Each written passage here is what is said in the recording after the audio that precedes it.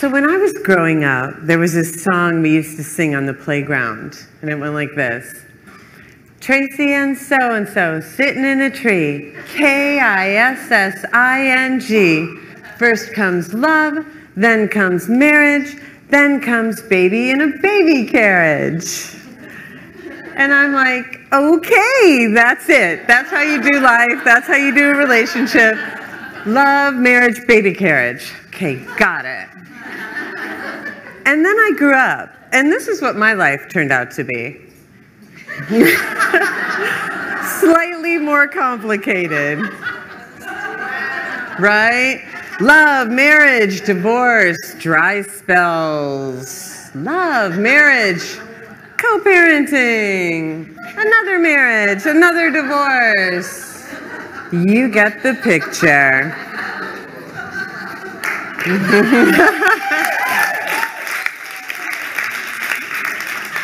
So if you're good at math and or a fast reader, what you got there is that I've been married 3 times.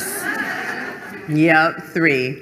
And divorced. And what that's supposed to mean is that I am a total failure at relationships. And that is one way to look at it, but not the only way. Because what I think really happened is that I kept marrying the wrong person. Now, it's not that I didn't, it's not that I chose bad guys. My first 2 husbands were amazing men who are now married to wonderful women who aren't me. And my 3rd husband, well, we're friends on Facebook now. So all's well that ends well, right? After the collapse of my 3rd marriage in 2005, I realized that I had been marrying everyone in sight except the one person that I really needed to marry in order to have a great relationship. And that once I married that person, all of my relationships would be successes, even the failures. The so-called failures, actually. So since we're talking today about women inventing, I want to talk about inventing relationship. And what I've found through a lot of trial and obviously many, many, many errors to be the thing that has transformed my life in love. And that is this idea of marrying yourself. So what does it mean to marry yourself? It's a big idea. It's as big as marriage itself, except if I could just summarize it, it would be that you enter into a relationship with yourself and then you put a ring on it. In other words, you commit to yourself fully. And then you build a relationship with yourself to the point where you realize that you're whole right now. That there's no man, woman, job, circumstance that can happen to you that's going to make you more whole, because you already are. And this changes your life. So by now, I'm sure at least some of you are wondering why you should be listening to a 3-time divorcee talk about marriage, even to herself. And I understand that. And here's what I have to say about that.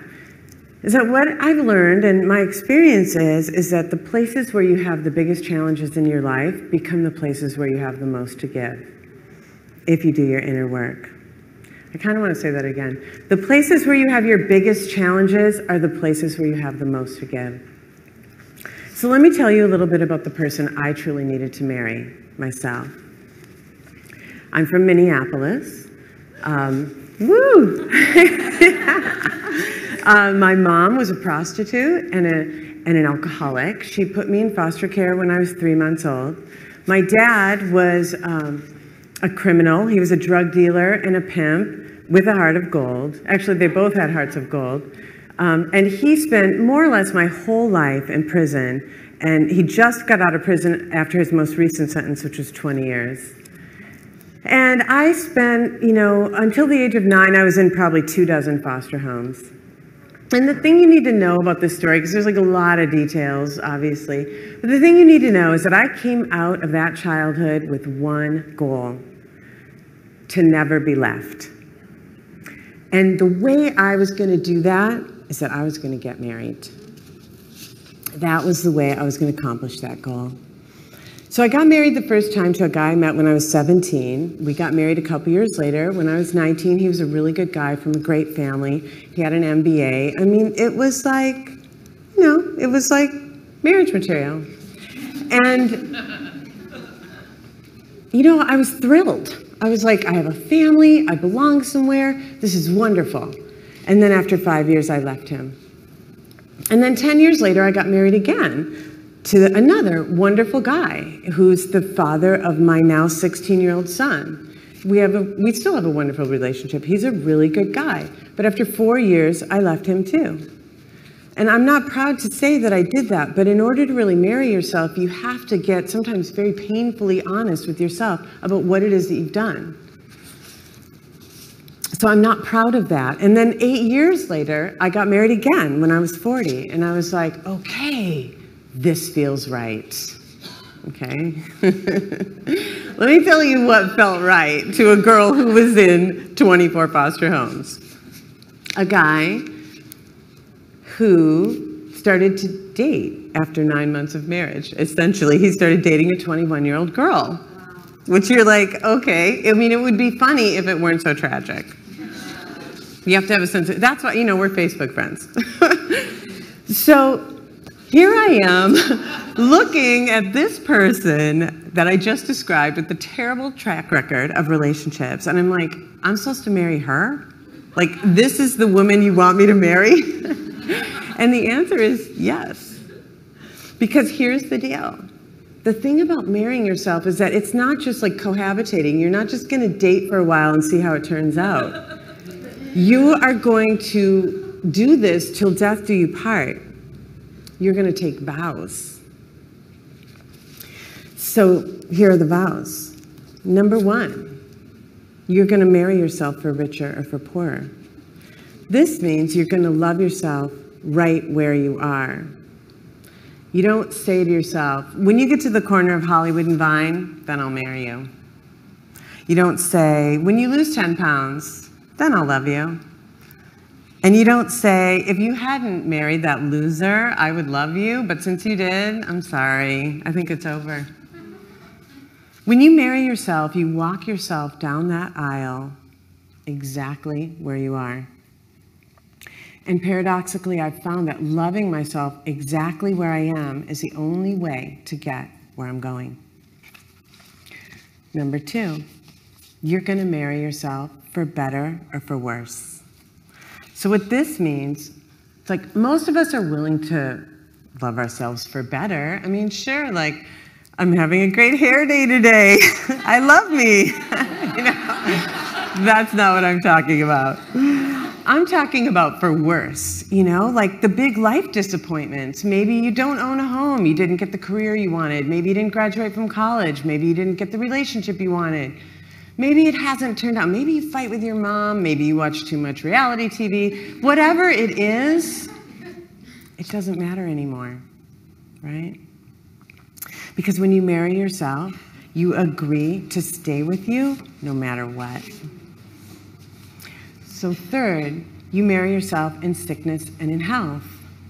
So what this means is that you forgive yourself for your mistakes. A mistake isn't actually a failure unless you don't learn from it and unless you don't grow. There's a saying, you ask for patience and what you get is a line at the bank. And what that means is that life does not give you what you asked for. It gives you the people, places, and situations that allow you to develop what you asked for. And you know, the thing is that if you don't get it right the first time, life will give it to you again.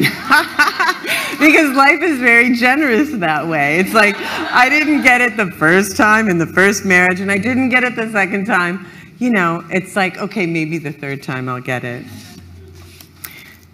So inside that terrible experience of that third marriage, I learned something about in sickness and in health. And what I learned is how to sit by my own bedside and how to hold my own hand and how to nurse myself and how to comfort myself. And what I learned is that I am a person that I can count on. Last but not least, you marry yourself when you marry yourself, it's to have and to hold yourself. So what does it mean to have and to hold? Well, I think it means that you love yourself the way you want someone else to love you. I had always been going through life like with this sense of lack. I felt like I was kind of half a person and that I was missing something. And I went into my relationships hoping to solve this feeling that I'd had my entire life, that I wasn't whole unless someone loved me. And the truth is that I wasn't ever going to feel whole until I learned to love myself. So this business of marrying yourself transforms every area of your life, your business, family relationships, kids, social relationships, friends. Because when you marry yourself, this huge thing happens. You become able to love in this whole new way. You become able to love other people right where they are for who they are, the same way you're already loving yourself. And of course, this is what the world needs more of. So when I married myself and I realized that I already had everything I needed, I started seeing it as my job to basically just light up my little corner of the world. You know, that's my new job. Because I don't need anything, I already have it. So when I take meetings, it's all about like, how can I help this person achieve her goal? And when I'm in my social communities, it's like, what can I bring to this that only I can bring? And when I go on dates, it's like, how can I just discover another person, maybe for just 1 hour? Which of course brings me full circle. Because people always ask me about my love life, you know? They want to know. And, you know, the answer is I'm still working on it, aren't we all, you know? So this is where I am right now. About 3 months ago, I went on a first date.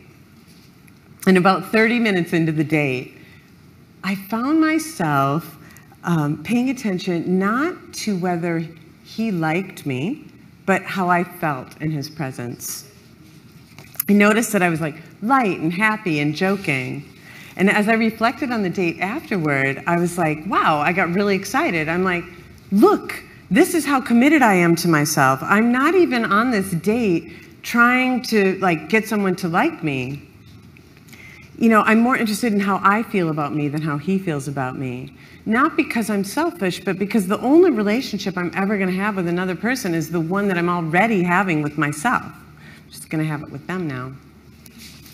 So it turned out he liked me, you know, and we're still together, and it's cool and amazing, you know, but like I've been married 3 times, so slow down. You know, the thing is, I'm not trying to get security from him through marriage. And God forbid, a baby carriage. I'm only here to just be in relationship. I'm not dying to hear the words, will you marry me? Because even though those words are very powerful, and very powerful to a person like me, I don't need to hear them from him because I've already heard them from myself. And the way I see it, it's like I took myself to the top of a mountain, or maybe to the bottom of the ocean, and I got down on one knee, and I said, I'll never leave you. And now I'm married to the one person I really wanted to be with all along, myself. Yeah.